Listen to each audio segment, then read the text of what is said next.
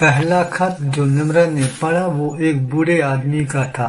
لکھا تھا، اے میرے رب، میں تیرا شکر کس طرح ادا کروں؟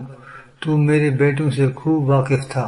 تو جانتا تھا کہ وہ فرمانبردار اس وجہ سے نہیں کہ وہ میری اولاد ہے، بلکہ ان کی وفاداری اور مکرانہ ارادے، ان کی سوتیلی ماں کے نام وہ جائیداد ہے جو میں نے برسوں پہلے اس کے نکاح میں دی تھی۔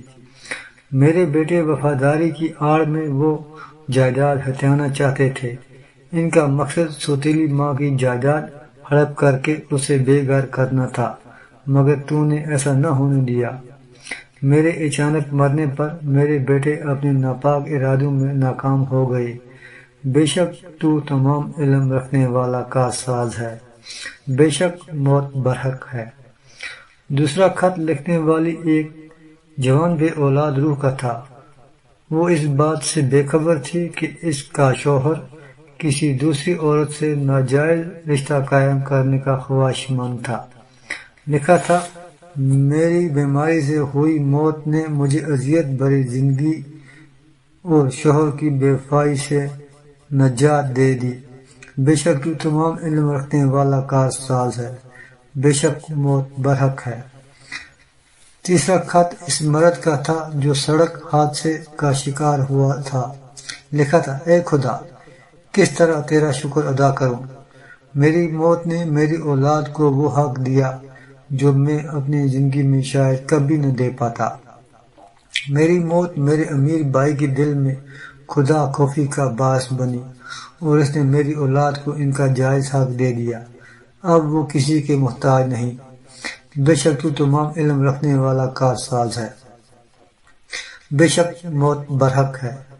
اگلا خط اس بچے کا تھا جس نے دنیا میں صرف 3 روز گزارے تھے۔ لکھا تھا، اے میرے رب، میں تیرا شکر کس طرح ادا کروں؟ تو نے میری موت کو میرے والدین کی بخشش کا وسیلہ بنایا۔ میری زندگی شاید ہی میرے والدین کے لیے کارآمد ہوتی جتنی میری موت ہے۔ بے شک تو تمام علم رکھنے والا کارساز ہے، بے شک موت برحق ہے۔ آخری خط جو نمرہ نے پڑھا وہ زینب کا لکھا تھا۔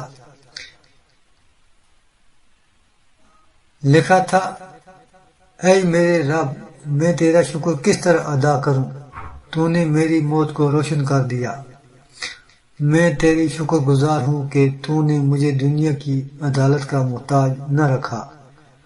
میری عزت تو نے ہمیشہ کے لیے محفوظ کر دی۔ میں تیری عطا کردہ جنت کی شکر گزار ہوں۔ بے شک تو تمام علم رکھنے والا کارساز ہے، بے شک موت برحق ہے۔ نمرہ نے جیسے ہی زینب کا خط پڑھا اسے اپنا وجود اور اپنا شکایت نامہ بہت چھوٹا محسوس ہونے لگا۔ محترمہ، آپ ابھی تک یہاں ہیں؟ فرشتے کی اچانک آمد پر نمرہ پریشان ہوئی۔ ہاں، میں بس جا ہی رہی تھی، اس نے گھبرا کر جواب دیا۔ مگر خط تو آپ نے کمپلینٹ باکس میں ڈالا ہی نہیں۔ فرشتے کے سوال پر اس نے اپنا خط مٹھی میں دبا لیا۔ ہاں، وہ مجھے خیال نہیں رہا، میں جلدی سے غلط خط اٹھا لائی، پھر کسی دن تشریف لاؤں گی۔ آپ بس رب کو میرا شکریہ کہہ دیجیے گا۔ خدا حافظ۔ اور وہ تیز تیز قدموں کے ساتھ واپسی کے لیے مڑ گئی۔